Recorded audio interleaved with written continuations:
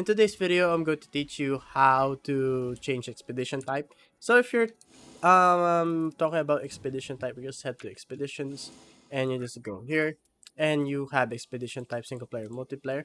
It's just a simple scroll, but if you're looking for the Everdark expeditions, you can only get this by the server, so it depends on FromSoft when they're gonna release it, or you can launch it on offline version and just battle them offline if you want. So at the time of this recording, the only available are Sentient Pest, Dark Knight, Dark Drift Knight, and Gaping Jaw, Adele. So they're only the available Everdark Sovereign with a complete moveset. So a lot of Night Lord with the Everdark version are gonna come out. You just have to wait a little bit. So we have Libra and the Triceratops and other stuff like that. So yeah, guys, that's how you can change expedition type in Elden Ring Nightreign. If you guys like this video, be sure to like and subscribe to the channel and turn on notification. And as always, I'll see you guys on the next one. Bye bye.